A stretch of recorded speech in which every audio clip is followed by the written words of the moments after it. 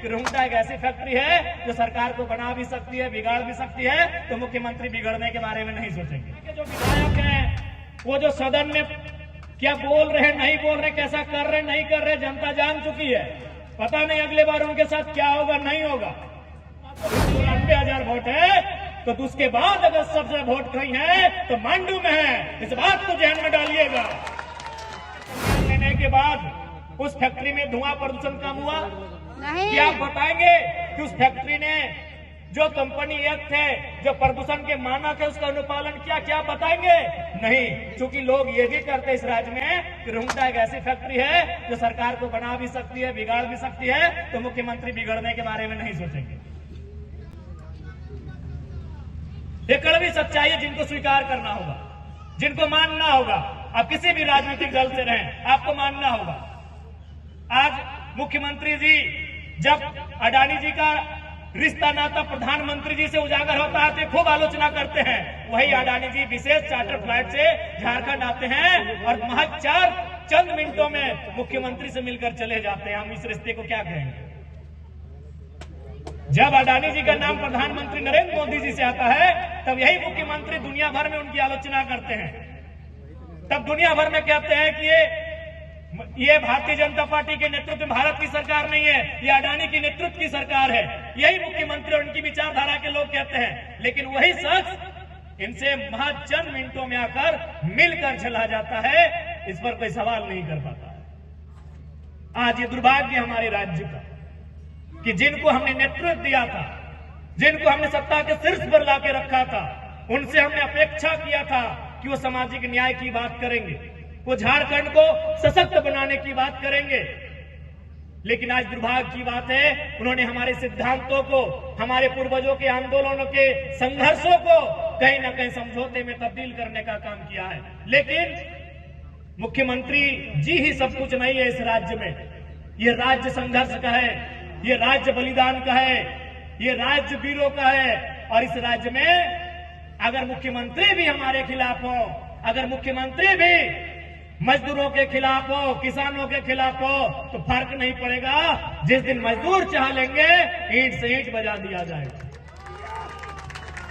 और आज हमें लगता है कि झारखंड के मजदूरों को एक होने की आवश्यकता है।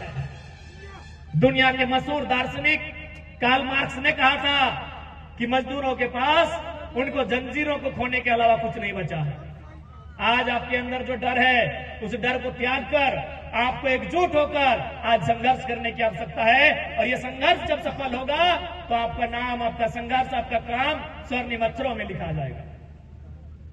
आज बहुत दुर्भाग्य की बात है कि आज इस राज्य में मजदूर, जिसके बारे में भगत सिंह कहते थे कि इस देश को हम असल आजाद उस दिन मानेंगे, भारतवर्ष को हम असल आजाद उस दिन मानेंगे जब खेतों में काम करने वाला किसान और फैक्ट्रियों में काम करने वाला मजदूर कह सके कि हमने आजादी का अनुभव किया। तभी हम मानेंगे कि यह देश असल में आजाद हुआ है। लेकिन आज क्या स्थिति है मजदूरों की? आप किसी एक टाटा घाट हो या कोई सीसीएल हो, राजरप्पा प्रोजेक्ट हो, बड़का गांव में एनटीपीसी हो, चाहे आप किसी क्षेत्र में चले जाए, आज वहां मजदूरों की स्थिति यह है कि आज उन्हें अंग्रेजों के कालखंड में जिस प्रकार का शोषण होता था, आज वो शोषण का सामना उन्हें करना पड़ रहा है। बहुत कम ही मजदूर ऐसे होंगे जो शायद सम्मानजनक वेतन का भुगतान उन्हें किया जा रहा होगा, शायद उन्हें सम्मानजनक सुविधाएं दी जा रही होगी। आप किस राज्य में कभी भी उद्योगों का चक्कर लगाकर आइए, आप किसी भी फैक्ट्री कंपनी के किनारे किनारे होकर आइए, आपको पता चलेगा इस राज्य के मजदूर कहीं 12 घंटा के स्थान पर 8 घंटा की ड्यूटी की मांग को लेकर, कहीं ईपीएफ की मांग को लेकर, कहीं ईएसआई की मांग को लेकर, तरह तरह की मांगों को लेकर धरने पर बैठे हैं। कहीं आंदोलन चल रहा है, कहीं धरना चल रहा है, कहीं चक्का जाम चल रहा है। ये इस राज्य की सच्चाई है। अब इसलिए मैंने कहा कि इस राज्य के मजदूरों को एक होना पड़ेगा। हमारे बीच बगल में देखिए उमेश चिड़वार जी हैं, इन्होंने कई वर्षों तक टाटा में धरना देने का काम किया। इनकी पुश्तैनी जमीन टाटा में गई है, लेकिन दुर्भाग्य की बात है इन्हें अपनी जमीन के बदले नियोजन नहीं मिल पा रहा। ऐसे अनगिनत उदाहरण हैं, ऐसे अनगिनत किस्से हैं। अब हमें लगता है इसलिए अगर वो सीधी भाषा में बात को नहीं समझ रहे हैं तो शायद हमें लगता है कि उन्हें उनकी भाषा में उत्तर देना होगा। ये ज्यादा दिन तक, और याद रखिएगा, चूंकि हम जब यहाँ आए तो इस बात की चर्चा थी कि जयराम महतो तो डुमरी के विधायक है। अरे भाई, आप लोग का दिमाग उमाग है कि घसक गया है? मांडू से भी 71,000 वोट है हमारा। मैं तमाम कंपनी प्रबंधन जो इस सोच के साथ रखते हैं कि हम तो डुमरी से आते हैं, डुमरी के विधायक है, दिमाग उमाग है कि नहीं? जो यहां से विधायक बने हैं उनको 90,000 वोट मिला है, हमें 70,000 वोट मिला है। बस 10-12 हजार वोट इधर उधर करना है। और सोच के देखिए, फिर अगर हम आ गए तो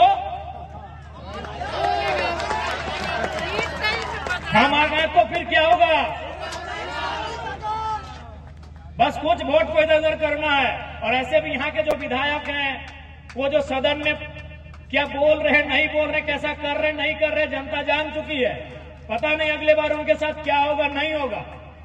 तो इसलिए दिमाग में जो आपका ये, जिसने भी ये दिमाग में डाला है, अरे डाला वही होगा जो हेमंत जी के एक रिश्तेदार आपके आगे पीछे जाते हैं, सबको मालूम है। हाँ, मुख्यमंत्री के एक रिश्तेदार आपके यहाँ हाजिरी लगाते हैं, तो आप भूलिए मत, यहाँ 71,000 वोट हमारा है। डुमरी में अगर जयराम महतो का 94,000 वोट है, तो उसके बाद अगर सबसे वोट कहीं है तो मांडू में है। इस बात को ध्यान में डालिएगा, और इस बात को भी ध्यान में डालिएगा कि टाटा से अगर सबसे पहले कोई शख्स टकराया था तो हमारे कोयलांचल के शहीद शक्तिनाथ महतो थे। याद रखिएगा उस बात को भी, टाटा वालों। वो घटना आज भी झारखंड के लोग भूले नहीं है। उस समय शायद एम्बेसडर कार हुआ करता था। शहीद शक्तिनाथ महतो को टाटा के सीएम ने अपने दफ्तर में बुलाकर कहा कि महतो जी, अरे काहे मजदूरों की बात करते हैं, क्या आपको चाहिए बताइए, आपको हम लोग आज शाम को एक एम्बेसडर कार देने का काम करेंगे। टाटा के द्वारा आपको एक फ्लैट क्वार्टर भी दे देंगे, जो बाकी विधायकों को आप देखे होंगे मिलता है, और साथ ही साथ आपको महीने महीने में एक सैलरी जैसा देते हैं हम लोग अधिकारी को, आपको देने का काम करेंगे। आज पूछिएगा जाकर धनबाद के किसी भी ऐसे लोग से, ऐसे बुजुर्ग से जिन्होंने शक्तिनाथ महतो के आंदोलन को देखा है, पूरे पंजे में ताकत के साथ जीएम को उसी के ऑफिस में तमाचा एक कस के मारा था शहीद शक्तिनाथ महतो। हाँ, ये लेकिन यह भी सच्चाई है, उस थप्पड़ के बदले जीएम ने बहुत प्लानिंग किया और कुछ दिनों के बाद शहीद शक्तिनाथ महतो की हत्या हुई। इसमें टाटा के जीएम का ही योगदान था, ये भी सच्चाई है। तो याद रखिएगा, वो चीजें हमने नहीं भूला है। समय समय पर वो घाव हमें कुरेदता है, वो घाव हमारे सामने आके खड़ा होता है। इसलिए इस बात के घमंड में मत रहिए, या जिले के एसपी हो या सुरक्षा कर्मी हो, ये 24 घंटा परछाई बनकर आपके अधिकारियों के साथ नहीं रहेंगे। अगर कोई नौजवान, कोई ऐसा मजदूर जो प्रताड़ित हो चुका है, जो मानसिक रूप से, शारीरिक रूप से परेशान हो चुका है, अगर उसने ठान लिया ना कि हम तो जाएंगे सनम, तुम्हें भी लेकर जाएंगे, तो आपके एक भी अधिकारी को यहाँ ठिकाना नहीं मिलेगा। आपके एक भी अधिकारी को ठिकाना नहीं मिलेगा। और किस बात के घमंड में है? आप जब दुनिया की इतनी बड़ी कंपनी को चला रहे हैं, तो आपको श्रीलंका को मालूम होना चाहिए, आपको बांग्लादेश में क्या हुआ मालूम होना चाहिए, आपको नेपाल में क्या हुआ मालूम होना चाहिए, इंडोनेशिया में क्या हुआ मालूम होना चाहिए। अरे देश के राष्ट्रपति के घर घुसकर एक एक ईंट उखाड़ कर ले गए, आप तो कंपनी है। देश के प्रधानमंत्री के घर घुसकर जनता ने टीवी, फ्रिज, रेफ्रिजरेटर उखाड़ के ले गए, आप तो एक कंपनी है। इसलिए घमंड में मत रहिए। सत्ता कुछ समय के लिए होती है। सिकंदर भी आया था, दुनिया को जीतने का ख्वाब लेकर आया था,